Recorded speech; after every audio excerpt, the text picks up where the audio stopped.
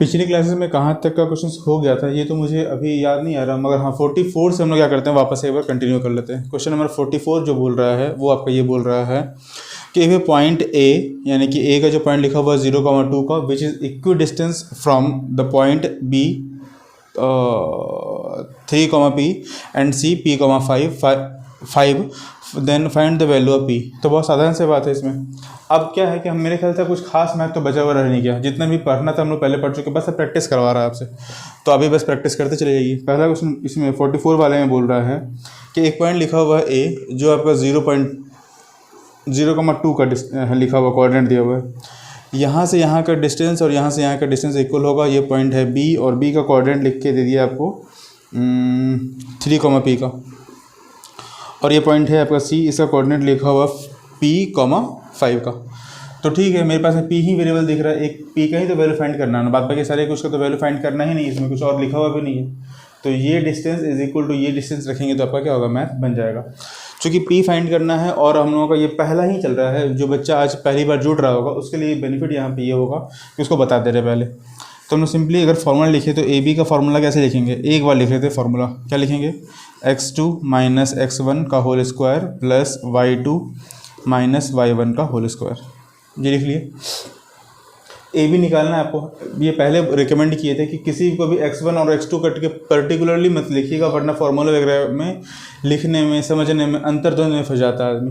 तो किसी को भी आप बोल सकते हैं। 3 माइनस 0 करेंगे तो क्या लिखेंगे, यहाँ पे लिख के ही दिखा दे रहे, 3 माइनस 0 का होल स्क्वायर प्लस, क्योंकि पहले x आएगा और बाद में y आएगा, पहले x बाद में y, p माइनस 2 कर देते हैं, 2 का होल स्क्वायर, ये स्क्वायर है ऐसा। सिंपल कहने का मतलब है 3 का square 9 plus p square plus 4 minus 4p। इन दोनों को अगर ऐड करेंगे तो क्या हो जाएगा, p square minus 4p plus 13, sorry minus 4p plus 13, ये आपका निकल के आ जाएगा। जैसे हम लोग ए बी निकाले हैं, ठीक उसी तरह से अगर हम लोग ए सी निकालेंगे तो वो कैसे निकालेंगे, यहाँ पे निकाल लेते हैं ए सी को। ए सी इज इक्वल टू क्या लिखेंगे, p माइनस 0 का होल स्क्वायर प्लस 5 माइनस 2 का होल स्क्वायर, वही का साधारण कहानी। p स्क्वायर यहाँ पे 3 का स्क्वायर करेंगे तो 9 और पूरे पे रूट। मेरे पास में A C is equal to A B क्या है, गिवन है, तो लिख लेते हैं रूट में p square plus 9 is equal to root में, यहाँ पे रूट लगा दीजिएगा, ये रूट छूट गया, p square minus 4p plus 3। अब लिखेंगे स्क्वायरिंग बोथ साइड,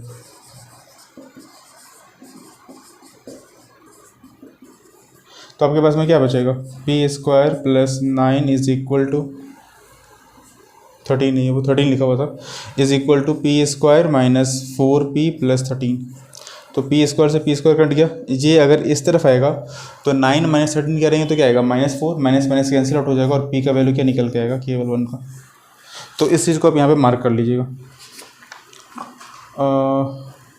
ठीक है, अब हम लोग बढ़ते हैं अगले क्वेश्चन की तरफ। 44 ये पूछ ही रहा था कि ये बताइए कि आपके पास में ये क्या आएगा, और चूँकि यहाँ पे कोऑर्डिनेट के बारे में पूछा, अगर डिस्टेंस पूछ रहा होता तो बेसिकली हम लोग यूनिट वगैरह लगाते हैं, चूँकि पॉइंट पूछ रहा है, पॉइंट का कोई यूनिट नहीं होता, क्योंकि पॉइंट पहले से डायमेंशन लेस होता है। 11th क्लास में जब हम लोग फिजिक्स पढ़ते हैं ना, तो उस वक्त हम लोग डायमेंशन के बारे में बात करते हैं। तो फिलहाल तो यहाँ पे उतना नहीं आना डेप्थ में, आप ये समझिए कि यहाँ पे फिजिक्स नहीं चल रहा है, बस ये कि जो नंबर लिखा हुआ है वो पॉइंट में आपका कुछ नहीं होने की वजह से जैसा पॉइंट आएगा वैसा का वैसा कॉपी पेस्ट कर देना है। खैर, अब हम बात करते हैं 44 वाला, अगर समझ में आ गया होगा, हालांकि वैसे होता है कि कोई बच्चा डायरेक्ट तो नहीं देखेगा इस क्वेश्चन को, ये मान के ही बना रहे हैं क्वेश्चंस, मगर फिर भी अगर अब आते हैं क्वेश्चन नंबर 45 पे, बोल रहा प्रूव दैट द पॉइंट 7, 10 एक पॉइंट लिखा हुआ है, -2, 5 दूसरा पॉइंट है, और तीसरा पॉइंट लिखा हुआ है आपका 3, -4 का। तो आपको ये बताना are the vertices of isosceles right angle triangle. देखिए राइट एंगल ट्राइंगल के बारे में अगर बात किया जाए तो बहुत साधारण से तरीके से बात को समझते हैं कि राइट एंगल ट्राइंगल तो राइट एंगल ट्राइंगल होगा। इसके बारे में हम लोग बहुत पहले बात कर चुके हैं कि ये मेरे पास में क्या एक राइट एंगल ट्राइंगल है, इसके ठीक अपोजिट जो होगा वो हमेशा 90 डिग्री के अपोजिट, क्योंकि सबसे बड़ा जो एंगल फॉर्म होगा वो तो 90 ही होगा। कोई चाहे जितना भी बड़ा एंगल होगा वो हमेशा 90 से छोटा ही एंगल बनाएगा, क्योंकि इन दोनों का सम करेंगे तब जाकर के 180, इन दोनों का सम अगर करेंगे तो 90 आना चाहिए, और इन तीनों का सम करेंगे तो सम ऑफ एंगल ऑफ ट्राइंगल के प्रॉपर्टी को सेटिस्फाई करेंगे यहाँ पे। अब दिक्कत ये है कि अगर ये मेरे पास ये 90 है तो हम लोग ये पहले ही पढ़ चुके हैं 9th क्लास में, या नहीं तो अभी समझा दे रहे हैं कि जो जितना बड़ा एंगल होगा उसके अपोजिट का साइड उतना ही बड़ा होगा। तो 90 डिग्री सबसे बड़ा, इसके अपोजिट सबसे बड़ा होगा, यानी कि हाइपोटेनस अपने आप को फिक्स कर लिया। बचा कौन? तो बचा यहाँ पे परपेंडिकुलर और बचा यहाँ पे बेस, इन दोनों के बीच का झगड़ा है।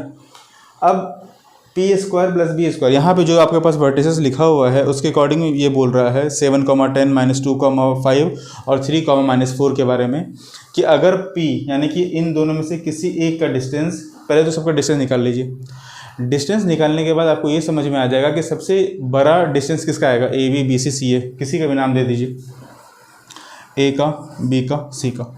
अगर हम सपोज कर लेते हैं कि ए सी का सबसे बड़ा डिस्टेंस आया, तो वो करना क्या है, इन दोनों का सम करेंगे, स्क्वायर निकालेंगे, स्क्वायर निकालने के बाद सम करेंगे और फिर एच का स्क्वायर करेंगे। अगर ये इक्वल आएगा उस कंडीशन में बोलेंगे कि ए बी सी मेरे पास राइट एंगल ट्रायंगल। क्या मतलब है मेरे कहने का, कि P square plus B square is equal to H square अगर हो गया तो उस कंडीशन में बोलेंगे कि हाँ ये एक राइट एंगल ट्रायंगल है। दूसरा, इससे पहले भी मेरे पास में क्या आ जाएगा कि P is equal to B, क्योंकि ये पूछ रहा है आइसोसेल्स राइट एंगल ट्रायंगल तो होना ही चाहिए, साथ में आइसोसेल्स राइट एंगल ट्रायंगल होना चाहिए। और हम लोग आइसोसेल्स राइट एंगल ट्रायंगल के बारे में ये पढ़े हैं कि इसके दोनों साइड और दोनों एंगल को हमेशा इक्वल बोलेंगे। यानी कि यहाँ से अगर हम बात करें तो एंगल सी, और यहाँ से अगर बात करें तो एंगल ए, ये दोनों आपस में क्या होगा, इक्वल होगा, जिसकी वजह से ये साइड बी और ये साइड पी क्या होगा, आपस में इक्वल आ जाएगा। अगर ये इन दोनों ही कंडीशन को सेटिस्फाई करेगा तो हम लोग ये बोलेंगे कि ये मेरे पास में isosceles right angle triangle form करवा रहा है। और डिस्टेंस ही फाइंड करना है, डिस्टेंस के अलावा तो कुछ फाइंड करना ही नहीं है। तो मेरे ख्याल से ये बहुत आसान हो गया। क्वेश्चन नंबर 46 पे आते हैं। देखिए ये समझाना मेरा काम है, आप इसको घर पे बनाइए, नहीं बनेगा तो मेरे व्हाट्सएप नंबर पर व्हाट्सएप कीजिए, आपको उसका सॉल्यूशन दे देंगे। दूसरी बात ये है कि इसका नेट वगैरह पे हज़ारों तरह का सॉल्यूशन है, बताने वाला सॉल्यूशन पहले से ही अवेलेबल है। अगर आपको कॉपी पेस्ट ही करना है तो वहीं से आप कर लीजिए, यहाँ से समझ के जाइए और वहाँ पे कॉपी पेस्ट कर लीजिए। मेरे ये करने का मतलब। क्वेश्चन नंबर 46 के बारे में अगर बात करें तो बोल रहा है if the point P x, 3 is equal distance from the point A, यहाँ पे पॉइंट P रखा हुआ है और ये लिखा हुआ है x, 3 का P equal distance from the point A, यानी कि -7, 7, -1 ये पॉइंट है मेरा A का, और यहाँ से कुछ पॉइंट रख लीजिए B का, 6,8 का, 6,8 का। अब आपसे ये पूछ रहा है, अब आप ये बताइए कि आपके पास ये जो लिखा हुआ है क्या ये इक्विडिस्टेंस है, ये इक्विडिस्टेंस आपके पास में गिवन है, और आपको ये बताना है बहुत साधारण तरीके से कि इसमें से x का वैल्यू क्या आएगा। तो जैसा पहले वाला बताए थे वैसा का वैसा, इसमें से ये माइनस कीजिए, इसमें से माइनस नहीं करना, इसका डिस्टेंस फाइंड करना है पी ए का और पी बी का, दोनों का डिस्टेंस इक्वल होगा, स्क्वायरिंग बोथ साइड कर दीजिए तो रूट खत्म हो जाएगा, और जैसे ही रूट खत्म होगा वैसे आपके पास में x का वैल्यू ये निकल जाएगा। ठीक है, क्वाड्रेटिक इक्वेशंस याद रखिएगा, फॉर्मूला पहले भी बता चुके थे, एक और बार क्वाड्रेटिक इक्वेशंस का फॉर्मूला लिख दे रहे हैं। फॉर्मूला कैसे लिखेंगे कि x is equal to -b plus minus under root B square -4ac upon में 2a। ये इस बात का कहने का मतलब ये है, मेरे पास में ये लिखा होगा ax² plus bx plus c, ये इस फॉर्मेट में होगा। a कौन होगा, समझ में आ गया कि a जहाँ पे लिखा हुआ है वो होगा कोफिशिएंट ऑफ x², b कौन होगा, कोफिशिएंट ऑफ x होगा दोनों जगहों पे, और c कौन होगा, कांस्टेंट टर्म होगा। b का मतलब केवल b है माइनस अलग से। अगर मान लीजिए यहाँ पे कोई क्वेश्चन में ऐसा लिखा हुआ गया 4x² माइनस 5x प्लस 7, तो a की जगह पे क्या लिखेंगे 4, b की जगह पे क्या लिखेंगे -5, तो माइनस ऑफ -5 हो जाएगा, और c अगर 7 लिखा हुआ तो 7 c की जगह पे तो आएगा ही आएगा। ये तो जैसा है वैसा का वैसे ही चलते रहता है। ठीक है, मेरे ख्याल से थोड़ा बहुत ये समझ में आ गया होगा। चलिए अब हम लोग बात करते हैं क्वेश्चन नंबर 47 की तरफ। बोल रहा है if a 3, y is equal distant from the point P 8, -3 and Q 7, 6 find the value of y, find the distance between a q। तो ठीक है, अगर आप सेम ही तरह का है ऊपर वाले जैसे ही है, 2 पॉइंट लिखा हुआ, दोनों को इक्वल रखेंगे, दोनों को स्क्वायर करेंगे और फिर स्क्वायर रूट पहले खत्म करेंगे, फिर इन दोनों का डिस्टेंस, अगर आपके पास में y का वैल्यू आ जाएगा तो y से आप डिस्टेंस तो फाइंड कर ही सकते हैं उसकी जगह पर रख करके, या फिर जो आपका पर्टिकुलर चाहे इक्वेशन 1 और इक्वेशन 2 करके बनाएंगे तो थोड़ा सा 1-2 मिनट का टाइम कम लग जाएगा। अब बात करते हैं क्वेश्चन नंबर 48 की तरफ। बोल रहा है if 0, -3 and 0, 3 are the two vertices of an equilateral triangle, find the coordinates of the third vertex. तो ऑफ एन इक्विलेटरल ट्राइंगल 0, 3,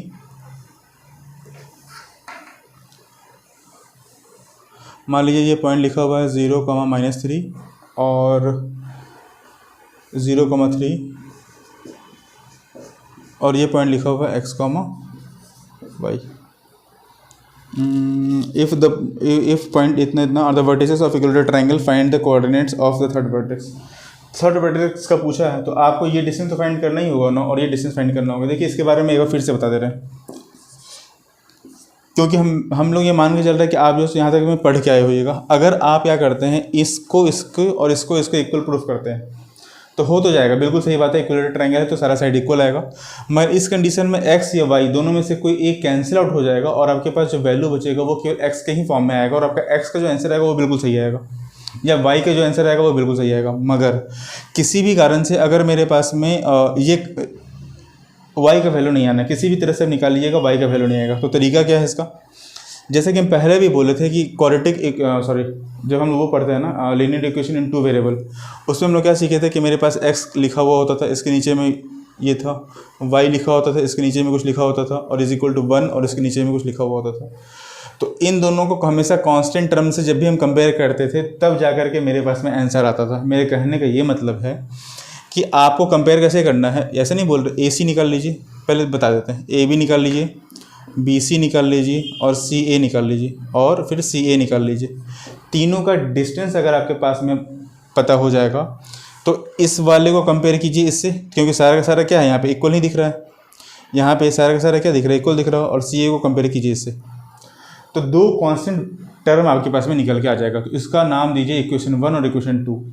फिर क्या कीजिए, इक्वेशन 1 में से इक्वेशन 2 को माइनस कर दीजिए, इक्वेशन 1 माइनस कर दीजिए इक्वेशन 2 को, तब जो रिजल्ट आएगा वो ऑब्वियस से बात है कि आप किसी न किसी एक टर्म को कैंसिल आउट ही कर देंगे उस कंडीशन में। जैसे ही वो टर्म कैंसिल आउट होगा, आपके पास में एक्स वाई का जो फॉर्म था वो आपके पास बचा रह गया। यहाँ पे जैसे कैंसिल आउट होगा वो एक्स के फॉर्म में या फिर वाई के फॉर्म में निकलेगा, और जब वो निकल जाएगा फिर आपको वैल्यू क्या करना है, या तो 1 में या 2 में उसके पर्टिकुलर वैल्यू को पुट कर देना। अब आपको ये समझने में कुछ अगर अटपटा लग रहा होगा तो पहले फिर से समझ लीजिए। आप बनाते जाइए, AB निकालिए, BC निकालिए, CA निकालिए, BC को कंपेयर कीजिए AB से, CA को कंपेयर कीजिए AB से। दो इक्वेशन आएगा, एक दूसरे से आपस में माइनस कीजिए, जो वैल्यू आएगा उसको वैल्यू को निकालिए और दूसरे वाले में या फिर पहले वाले में इक्वेशन में पुट कर दीजिए, तब जाकर के ये आसानी से बन जाएगा। और इस तरह का मैं पहले भी बताया गया, आप चाहें तो इससे पहले का भी वीडियो देख सकते हैं। यही तो फ़ायदा होता है ना, अगर आप शुरू से अंत तक मान लीजिए किसी चीज़ के प्रति डेडिकेटली पढ़ रहे हैं तो यही फ़ायदा हो जाएगा। क्वेश्चन नंबर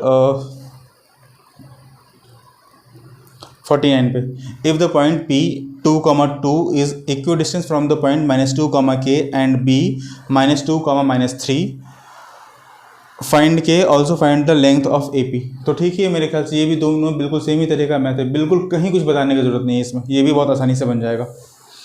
देखिए हम लोग क्या करते हैं, क्लास में जैसा पढ़ाई होता है वैसा का वैसा ही पढ़ाई यहाँ पे भी आपको ऑनलाइन में मिलेगा। ये नहीं कि आपको सारे का सॉल्यूशन दे दिया जाए। अगर आपको सॉल्यूशन चाहिए तो बार बार बोल रहे हैं, ये हर एक चीज़ क्या है कि पहले से ही आपके पास अवेलेबल है, तो इसमें मेरे बताने से कुछ नहीं होने वाला। सॉल्यूशन आपको कॉपी पेस्ट करके ही लिखना है तो कहीं से भी लिख सकते हैं। समझने का काम यहाँ पे होगा, जो नहीं बनेगा उसका हम आप मुझे व्हाट्सअप कीजिए, कोशिश करेंगे कि बहुत जल्दी से जल्दी आपको उसका सॉल्यूशन मिल जाए। अगर आपको 2-4 सवाल पूछना ही है तो आप मेरे कोचिंग इंस्टीट्यूट में आके पढ़ लीजिए, हमको उसमें भी कोई दिक्कत नहीं आ रहा। फ़ोन मैसेज करके आइए, टाइम निकाल के बात कीजिए और फिर पढ़ लीजिए। अब हम लोग बात करेंगे क्वेश्चन नंबर 50 की तरफ। Show that the triangle ABC where A -2, 0, B 2, 0, C 0, 2 and triangle PQR और ट्राइंगल PQ। अच्छा ठीक है, यहाँ पे दो ट्राइंगल के बारे में बात चल रहा है। एक ट्राइंगल मेरे पास में कुछ ABC के फॉर्म में इस तरह से लिखा हुआ है, एक सेकेंड, सॉरी वो अब मेरे पास में ट्रायंगल लिखा हुआ है, यहाँ पे A, यहाँ पे ट्रायंगल दिया हुआ है B, और यहाँ पे ट्रायंगल बनाया हुआ है C का, और यहाँ पे जो ट्रायंगल बनाया हुआ है, क्योंकि मेरे ख्याल से सिमिलर ट्रायंगल बहुत कम बच्चा पढ़ा होगा तो इसी के हिसाब से हम लोग क्या करते हैं, काम कर लेते हैं। ये P हो गया, ये Q हो गया और ये R हो गया। ठीक है, आपके पास इन दो चीज़ों के बारे में बात किया गया। PQR। अगर आपको नहीं भी ट्रायंगल का ऊपर का P दिख रहा होगा तो भी आप ये मान लीजिए कि ये मेरे पास में P पॉइंट लिखा हुआ। कोऑर्डिनेट वगैरह जो होगा वो बहुत सोच समझ के लिखेंगे। A का जो लिखा हुआ है वो लिखा हुआ -2,0, B का जो कोऑर्डिनेट लिखा हुआ है वो लिखा हुआ 2,0 और C का कोऑर्डिनेट है 0,2, 0,2। जो पॉइंट P है इसका कोऑर्डिनेट लिखा हुआ है आपका -4,0। Q जो पॉइंट है इसका कोऑर्डिनेट लिखा हुआ 4,0 और R पॉइंट का कोऑर्डिनेट लिखा हुआ 0,4। मेरा ये दृढ़ विश्वास है कि आप लोग अभी तक में जानते तो होंगे, मगर ए सिमिलरिटी के बारे में जानते होंगे, मगर यहाँ पे साइड के बारे में कैसे बात करेंगे। तो हम लोग एक रूल पढ़ते हैं एस सिमिलरिटी के बारे में। ऐसे सिमिलरिटी के बारे में क्या मतलब है इसका? अगर दो triangle ABC similar to triangle PQR है, R होगा, कब होगा? ये सिमिलर होने वाला है, अभी हुआ नहीं है।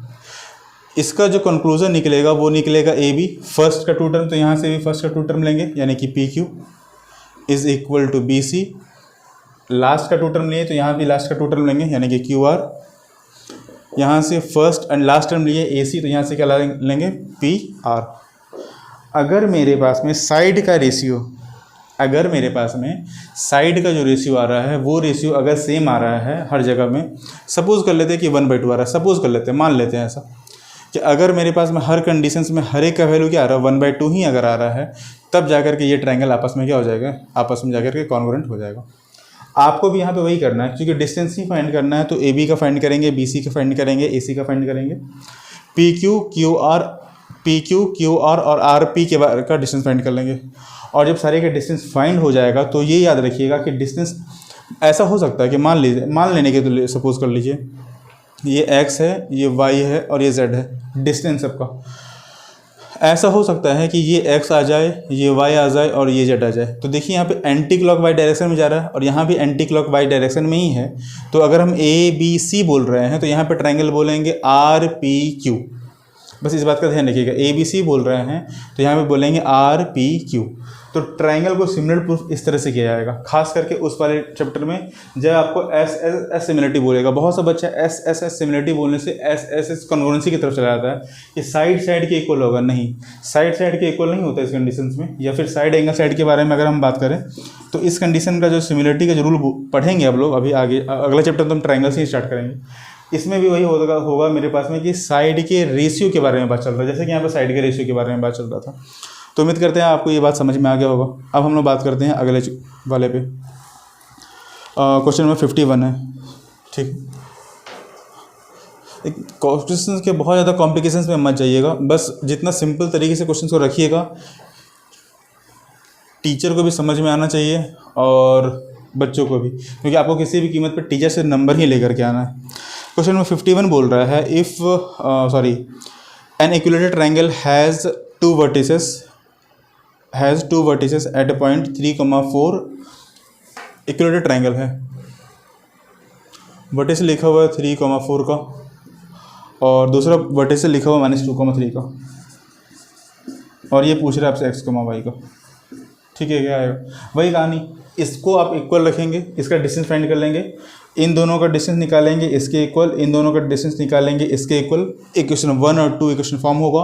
फर्स्ट इक्वेशन में से सेकंड को माइनस कर देंगे, एक नया इक्वेशन आएगा जिसमें y या x का वैल्यू नहीं होगा। जब आप सॉल्व करेंगे तो आपको खुद ब खुद पता लग जाएगा।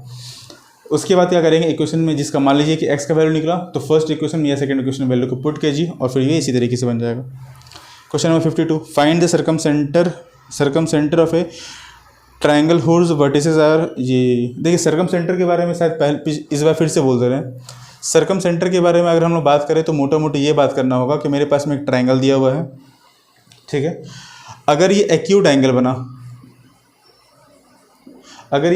बना, यानी कि हर एक एंगल क्या होगा 90 डिग्री से छोटा होगा, तो उस कंडीशंस में इसका परपेंडिकुलर बाइसेक्टर, इस साइड का परपेंडिकुलर बाइसेक्टर और इस साइड का परपेंडिकुलर बाइसेक्टर सेंटर के अंदर मीट करेगा। परपेंडिकुलर बाइसेक्टर अंदर मीट करेगा, यानी कि ये लाइन इसके इक्वल, ये साइड इस साइड के इक्वल और ये साइड इस साइड के इक्वल होगा, ठीक है।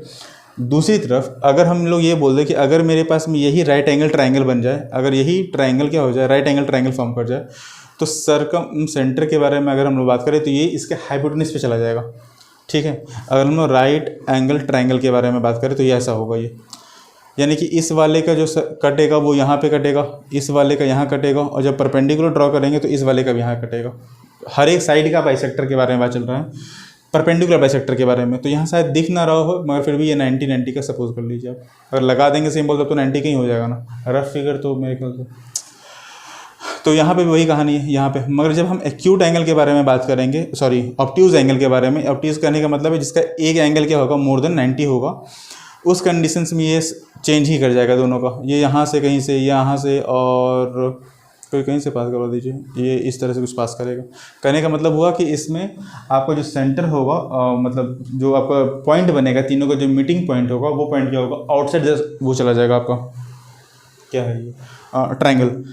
इसीलिए आपके पास यहाँ पे क्या करना है, आपको सबसे पहले तो ये ट्राई करना है कि ए बी बी से सी, 3 पॉइंट लिखा हुआ है, -2, -3, -1, 0 और 7, -6 का, उन तीनों का डिस्टेंस पहले फाइंड कर लीजिए। और ये देखिए कि इन तीनों के डिस्टेंस में सबसे बड़ा कौन है। क्या आपके पास में h² = p² + b² लग रहा है या नहीं लग रहा है, ठीक है। अभी आपको लग रहा होगा पता नहीं क्या चल रहा है, मगर हाँ, इसका आगे जा करके जब हम लोग कैट मैट जेड वगैरह जैसे कम्पिटिटिव एग्जाम्स की तैयारी करते हैं ना, तो इस पर आप यकीन जानिए कम से कम 1 से 2 सवाल तो आता ही आता है। अब आप बोलिए 1-2 सवाल से क्या ही हो जाएगा, बहुत कुछ होता है, यही छोटा नंबर वहाँ पे बहुत बड़ा गेम करता है। तो खैर यहाँ पे मेरा ये बोलने का मतलब है कि आपके पास इसलिए बोला जाता है ना कि आपका 9, 10, 11, 12 का जो सिलेबस है वो अगर आप घोट के पी गए हैं, घोट के पी गए मतलब पूरी तरह से याद कर लिए हैं, कुछ पी तो नहीं सकते इस तरह की चीज़ों को, तो आपका फ़ायदा ये होगा कि आने वाले टाइम पे अगर आप किसी कॉम्पिटिटिव एग्जाम्स में बैठ रहे हैं, यहाँ तक कि आप यूपीएससी जैसे बड़े संस्थानों के एग्जाम्स में भी बैठ रहे हैं, जहाँ पे आईएएस आईपीएस वगैरह जैसे, वहाँ पे भी इन सब चीज़ों का बहुत ज़्यादा यूज़ होता है। हालांकि उसमें हिस्ट्री, एसएसटी, सोशल साइंस वगैरह चीज़ों को ज़्यादा यूज़ हो सकता है, हो किसी खास जगह पे साइंस का ज़्यादा यूज़ हो सकता है, हो किसी खास जगह पे मैथ्स का ज़्यादा यूज़ हो सकता है, हो मगर आप याद रखिएगा कि आपका ये बेस बनाने का काम 9, 10, 11, 12 ही करेगा। अगर इसमें कहीं कोई लेक्चर रह गया तो जैसे जैसे आप बड़े क्लासेस में पहुँचेंगे वापस से एनसीईआरटी पढ़ने के लिए आपको पहले क्लासेस में भेज दिया जाएगा, पहले मतलब 6, 7, 8, 9, 10, 11, 12 का। तो इस चीज़ को ध्यान से पढ़िए और आने वाले टाइम तक के लिए याद रखिए। अब हम लोग बात करते हैं क्वेश्चन नंबर 53 के बारे में। बोल रहा है find the angle subtended at the origin, find the angle subtended at the origin by the line segment whose end points are इतना एंड इतना, ठीक है।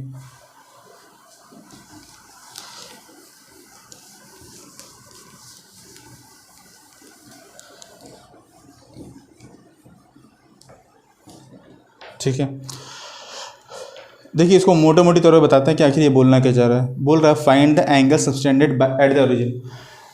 ओरिजिन पे क्या करना है, एंगल को सबटेंड करना है। इसको हम बनाएंगे थोड़ा सा अलग तरीके से बना देते हैं, आप एग्जाम से बना के बताइएगा, बस समझिए इस चीज़ को। मेरे पास में एक लाइन ड्रॉ किया हुआ है, लाइन ड्रॉ करके ये बोल रहा है कि यहाँ पे क्या हो जाएगा, ओरिजिन हो जाएगा। क्वेश्चन में बोल रहा है find the angle subtended at the origin, origin पे कितने डिग्री का एंगल बनेगा ये बताने के लिए बोला है। तो ये ऐसा हो सकता है, यहाँ का कंडीशन कुछ अलग है। अगर ये ओरिजिन से इस तरह से कुछ एंगल बना दे तो कितने का बनेगा, पॉसिबिलिटीज़ तो है। ऐसा भी हो सकता है कि यहाँ से कुछ ऐसा पूछ ले कि आपके पास में ये ट्रायंगल ABCD ऐसा हो, और ऐसा भी पॉसिबिलिटीज़ है कि ये एक ट्रायंगल फॉर्म करवा दे, यानी कि ई तक का।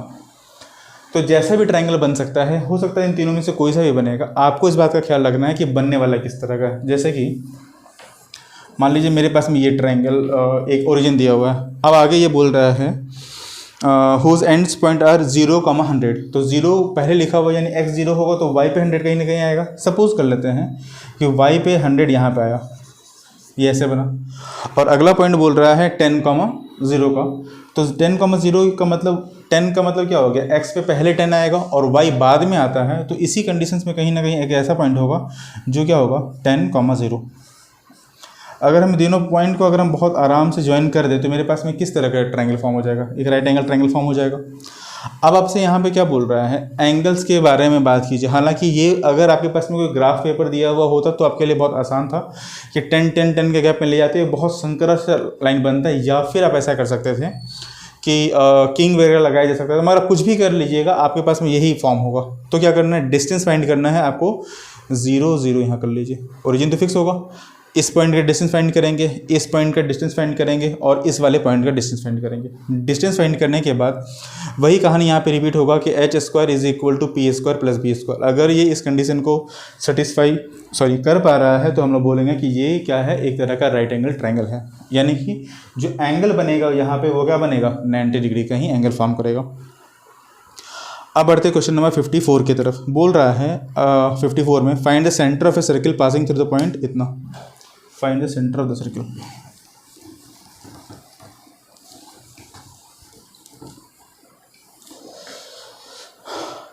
Find the centre of the circle passing through the point लिखना होगा,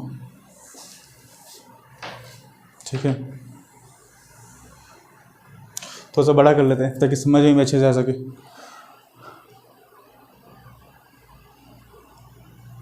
centre of the circle passing through the point, ये सपोज कर लेते हैं पहला पॉइंट यहीं पे लिखा हुआ 5, -8 का, दूसरा पॉइंट यहाँ पे लिखा हुआ है 2, -9 का, और तीसरा पॉइंट सपोज कर लेते हैं यहाँ पे लिखा हुआ है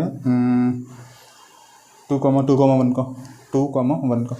मेरे पास में 3 पॉइंट लिखा हुआ है। तीनों पॉइंट के बारे में बात करें अगर, तो पहला पॉइंट हो गया 5, -8 का, दूसरा 2, -9 का, और तीसरा 2,1 का। Find the centre of the circle. तो सेंटर ऑफ द सर्किल पूछ रहा है आपसे, तो ऑब्वियस बात है कि क्या यहाँ से यहाँ तक डिस्टेंस क्या आएगा, सेम आएगा। ये डिस्टेंस भी इक्वल और ये डिस्टेंस भी इक्वल, आर आर आर, ये बन गया आपका RRR मूवी का नाम। तो इस कंडीशन में क्या रखना है आपको, ये फाइंड करने के लिए ओरिजिन अगर कहीं पे भी होगा, सपोज कर लीजिए ऐसा कि ओरिजिन कहीं पे भी होगा, इसका कोड लगा दीजिए x, y।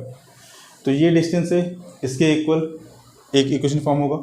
इस डिस्टेंस को इसके इक्वल रखेंगे, दूसरा इक्वेशन फॉर्म होगा, और फिर सब्ट्रैक्ट करके करेंगे। या फिर ऐसा कर लीजिएगा, क्योंकि सब्ट्रैक्शन वाला तो 2 बार बोल ही चुके हैं। इस कंडीशन में क्या कीजिएगा कि इसका डिस्टेंस फाइंड कर लिए। सपोज कर लीजिए ये पॉइंट O है, O का, तो इसका नाम भी दे दीजिए, A दे दीजिए, B दे दीजिए, और ये C पॉइंट कर दीजिए। इस कंडीशन में आप क्या कीजिएगा कि आप A से O निकालें,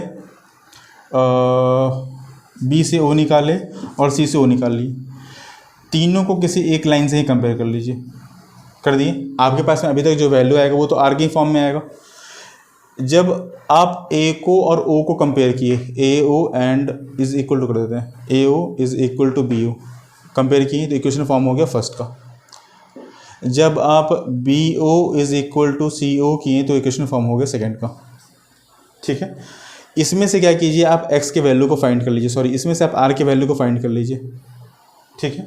उसके बाद इसके वैल्यू में पुट कर दीजिए। या फिर ऐसा भी हो सकता है कि यहाँ से भी आपका क्या निकलेगा, क्योंकि यहाँ पे मेरे पास में क्या है ना कि x y के टर्म में ये r आ जा रहा है कहीं ना कहीं से। अगर आप रेशियो वाला एग्जाम्पल उसको बनाए होते मतलब आगे आने चैप्टर में हम लोग सीखेंगे तो कंडीशंस कुछ अलग होता है। यहाँ पे क्या करना है, x मेरे पास में यहाँ पे भी दिखाई देगा, यहाँ पे दिखाई देगा और यहाँ पे दिखाई देगा। इसमें से आप r के वैल्यू को निकालिएगा, क्योंकि आपको पूछ बेसिकली रहा है कि x y क्या आएगा, तो इसमें से निकाले, दूसरे वाले में वैल्यू को पुट कर दिए। ऐसे करके ही इस मैथ को बनाइएगा। अगर ऐसा नहीं बने तब जा करके आप माइनस करने वाला काम कीजिएगा, उसमें से बन ही जाता है फिर तो, वो तो खैर सिंपल ही चीज़ था, ठीक है। अगले क्वेश्चन की तरफ बढ़ते हैं। If two opposite vertices of a square इतना इतना, find the coordinates of its remaining 2 vertices. If the 2 opposite vertices of a square 5,4, ठीक है। देखिए जैसे कि ये स्क्वायर वाले केस में भी क्या होगा कि ये थोड़ा सा लेंदी बनेगा, कुछ खास तो है नहीं मगर हाँ लेंदी ये बहुत ज़्यादा बनेगा स्क्वायर वाले में। क्यों ऐसा,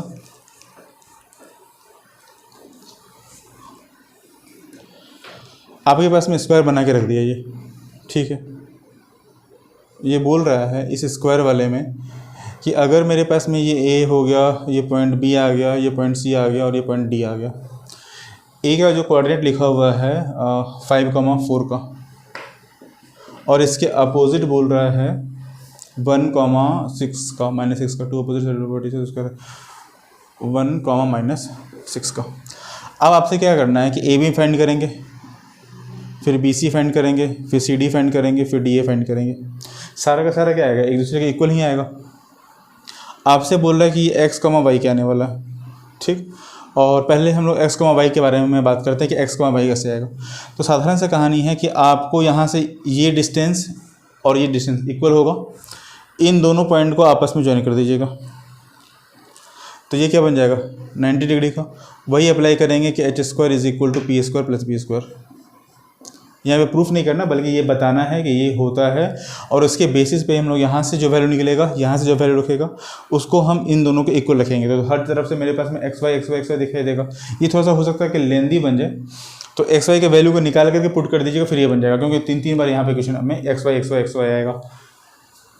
इस वाले में एक्स वाई आएगा, इस वाले में एक्स वाई आएगा, और इस वाले में एक्स वाई आएगा। तो इन दोनों को जब हम इक्वल पुट करेंगे तो क्या निकलेगा, x निकाल लेंगे, y के टर्म में ही निकलेगा, x पूरी तरह से तो x तो निकलेगा नहीं कभी भी। ये x is equal to something y लिखा हुआ आएगा, उसके वैल्यू को क्या करेंगे, इस वाले में रखेंगे। तो मेरे पास में x की जगह पे क्या, मान लीजिए कि हम इसका ab का वैल्यू निकालें, तो मेरे पास में ab is equal to ad किए, तो मेरे पास में कुछ x plus Y is equal to 4 आया, मान लेते हैं ऐसा, ये कोई आएगा नहीं वैल्यू।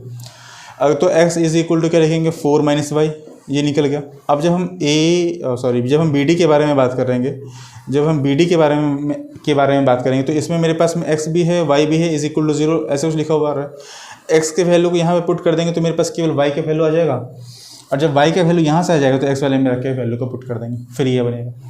इतना मेहनत करना है इसमें। क्वेश्चन नंबर 55 तो हो गया। Question number 56, find the centre of a circle passing through the point. ये मेरे वही सेम ही क्वेश्चन मेरे ख्याल से फिर से पूछ दिया, बस इसमें कोऑर्डिनेट चेंज कर दिया है। 6, -6, 3, -7 और 3, का। नेक्स्ट पॉइंट में वही है, 2 opposite vertices of a square are -1, 2, 3, 2, find the coordinate of other 2 vertices. तो ठीक है, इससे तो आपका एक्स वाई निकला ना, फिर आप चेंज करेंगे, यहाँ पे जाएंगे तो भी आपको बहुत मेहनत करके बनाना होगा, तब जाकर के ये पूरी तरह से बनता है। तो यहाँ पे जो वैल्यू लिखा हुआ था 57 तक का क्वेश्चन आज हम लोग कर चुके हैं, और बहुत अच्छे से यहाँ तक का क्वेश्चन कंप्लीट हुआ है। उम्मीद करते हैं कि आपको ये सारा का सारा बात समझ में आ रहा होगा, और जो समझ में नहीं आ रहा होगा 82 10 29 27 07 ये मेरा व्हाट्सएप नंबर है। इस व्हाट्सएप नंबर पर बिना किसी शर्म के, बिना किसी हिचक के आप क्वेश्चंस को डाल दीजिए। बताना मेरा काम है, मेरे पास जैसे ही टाइम मिलेगा हम आपको पूरी तरह से बता देंगे। उम्मीद करते हैं कि इतना कीमती समय देने के लिए बहुत बहुत धन्यवाद आप लोगों का। अगला हम लोग ये स्टार्ट करेंगे, सेक्शन फार्मूला के बारे में बात करेंगे। पहला वीडियो में अगर आप देख के आएंगे तो सेक्शन फार्मूला थोड़ा समझना आसान होगा, और आप लोगों को बहुत बहुत बधाई इस चीज़ के लिए कि हम लोग अगले क्लास में ये स्टार्ट करने वाले हैं। इतना कीमती समय देने के लिए धन्यवाद। देखिए, एक बात वापस से बोल देते हैं कि अगर आप सब्सक्राइब कर रहे हैं ना, तो इसमें अपना नाम जरूर लिखा कीजिए कमेंट्स में, जिस वीडियो को देख के भी सब्सक्राइब कर रहे हैं। इससे फ़ायदा मुझे ये होगा कि मुझे अच्छा लगेगा कि मेरे सब्सक्राइबर यहाँ पे भी हैं। तो इतना ही, बहुत बहुत धन्यवाद आप लोगों का। Thank you so much.